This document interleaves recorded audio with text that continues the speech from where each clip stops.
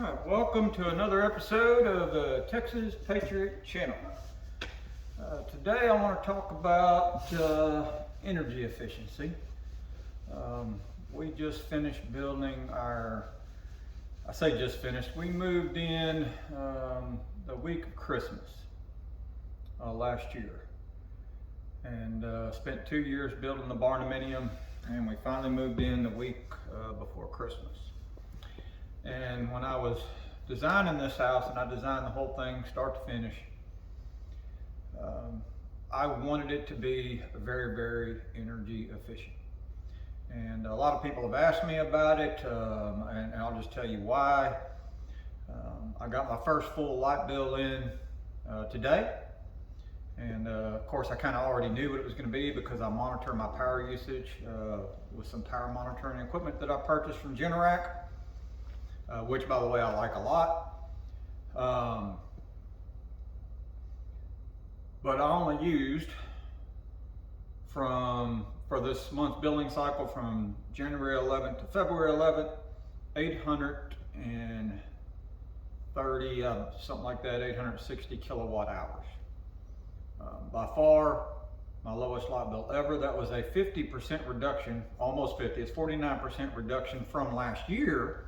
Same time, same billing period. January 11th, February 11th, 2021 was 1,500 kilowatt hours. So about a 49% savings, but that 1,500 kilowatt hours is while we lived in a little bitty old RV. So not a great comparison. The old house that we moved from, that we lived in 2019, for that same billing period, was 2,700 kilowatt hours. So that savings is significant. You're talking 2/3 at that point. A little bit more than 2/3 actually. So huge success in what I think we've had a huge success in making this 40 by 50 barndominium energy efficient. And I've had some folks ask me, well, how did you do it? Well, we're going to talk about that. The first thing I'm going to talk about, and I'm going to take you around the house to explain the rest. The very first thing I did was I spray foamed this house. The walls are spray foamed with open cell. My roof is spray foamed with closed cell.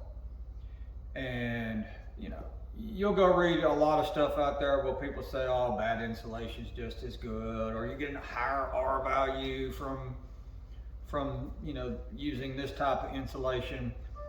And in general, and no offense, but those people don't have the whole picture. R value is only 50% of the solution when it comes to insulation. The other 50% is air leakage. Air leakage makes a home, or can make a home, extremely inefficient.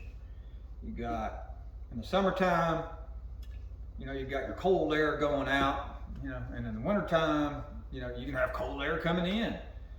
A house that's not sealed is not going to be as efficient as it could be, and that's 50% of the solution. So we spray foam the house, we seal the house tight. Yes, I have fresh air.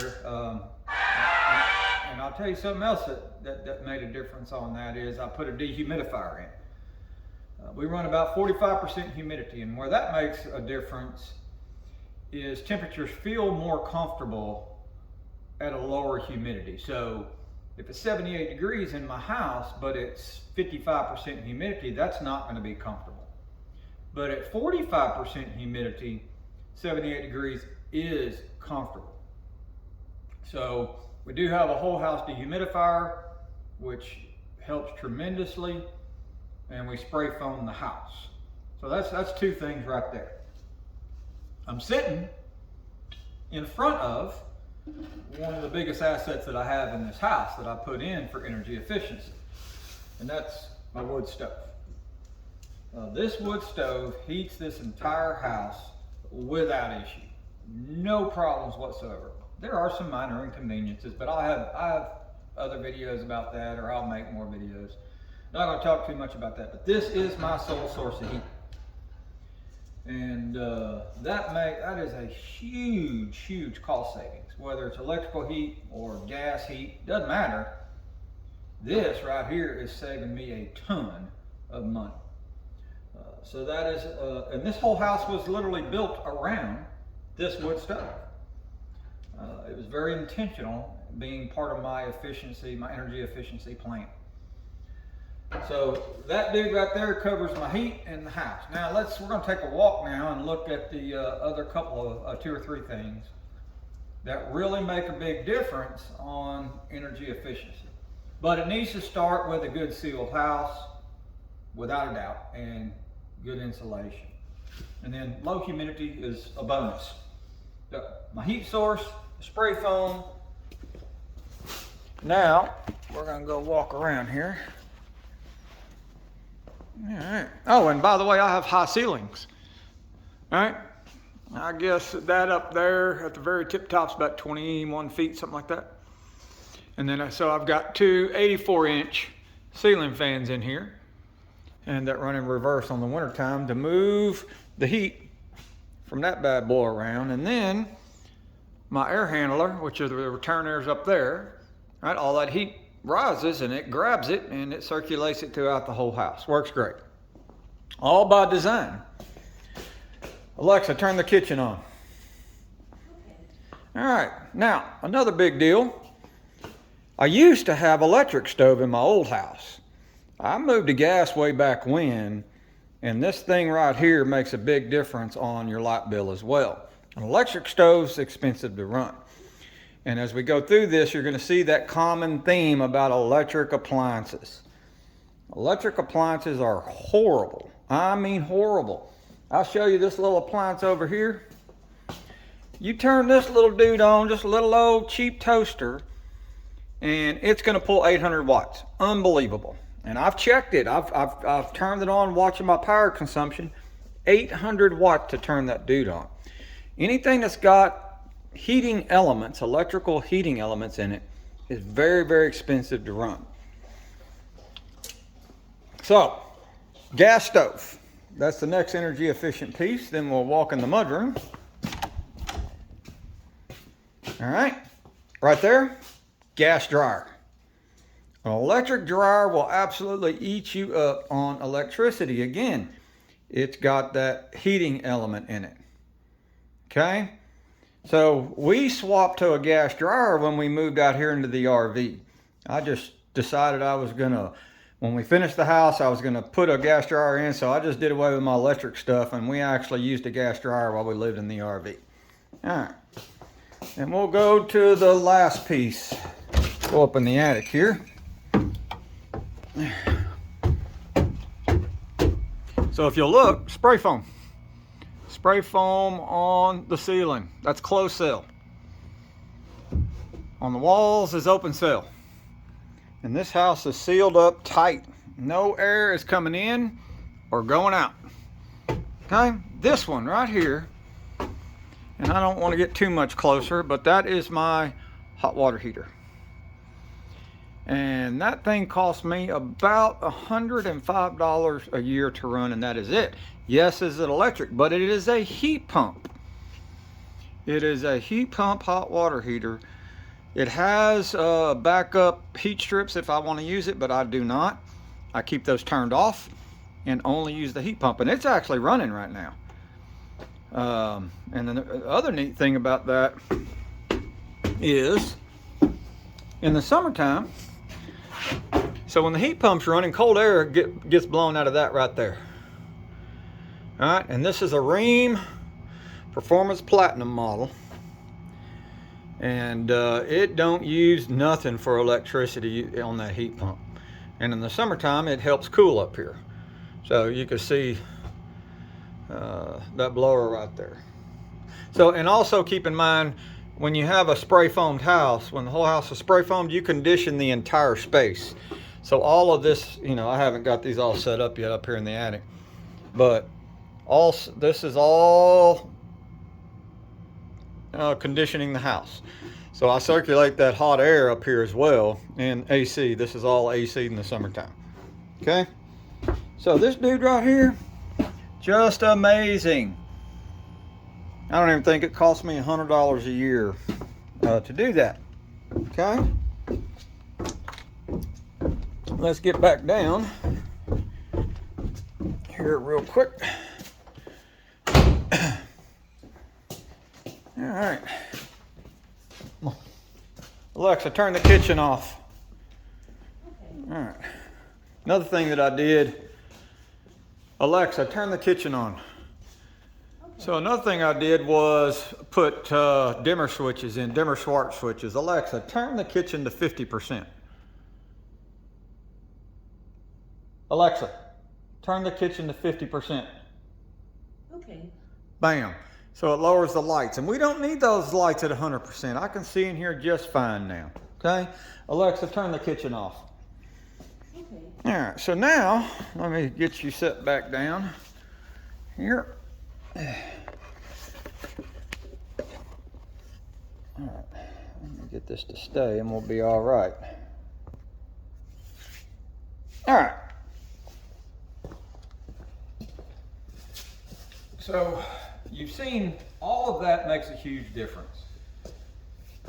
Electrical appliances will absolutely just kill you on your light bill. So people have said, well, what can I do to, get a better light bill? Well, you got to get off the electric stoves. You got to get off the electric dryers. Those two things right there make a big difference. I decided to go with the high efficiency hot water heater. And I'm going to tell you why. The price of propane and natural gas, all that's going up as well, right? Even though it is cheaper than electricity, especially in the city. Propane, not so much, but natural gas, it is cheaper. However, it's going up as well.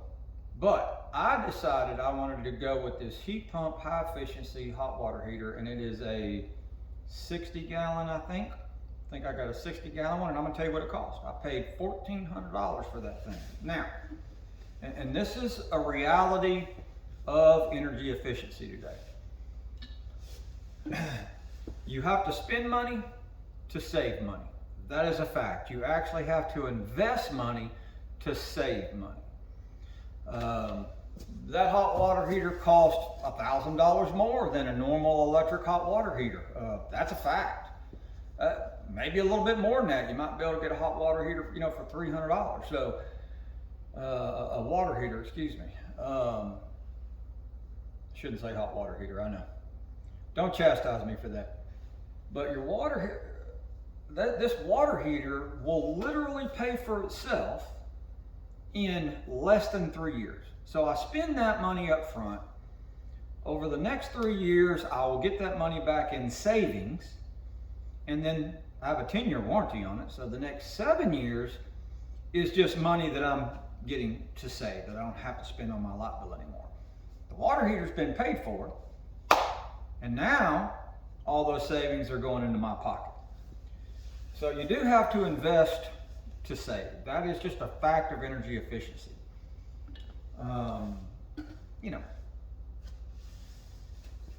Doesn't cost that much more to spray foam versus bad insulation, right? And you seal your house up. But I'm not a diehard on that. I just know it works great for me. Okay, to each their own on that. Going from electric to propane, there's a cost. Got to get a propane tank. I think a 250-gallon propane tank here where I'm at here in Texas costs you about $1,400. Then you got to fill the propane tank. That's probably going to cost you a couple $100, $200 to $400, and you have that initial investment. Bam! I just spent $1,800. Of course, then you got to get the stove, you got to get the dryer, so $3,000. Let's just say $3,000 investment.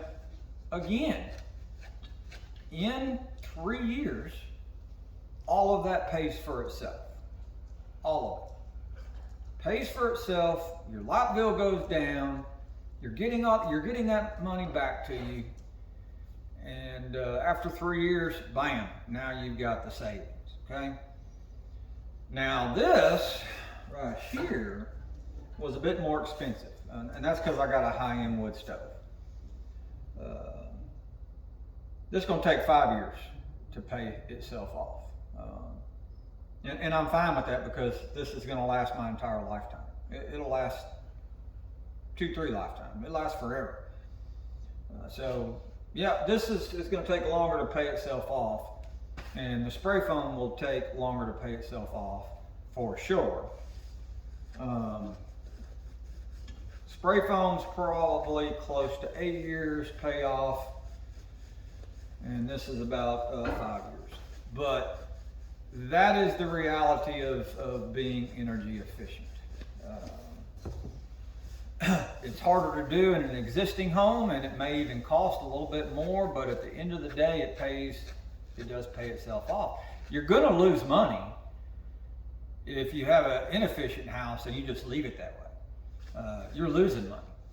There's no question about that. Where you could take that money and spend it to make your house more efficient, and it could pay for itself over time. So I just want to share that. A lot of people have asked me what I've done and how I did it, and those few things, it's just not even that much, it's not that many things, make a huge difference, just absolutely huge.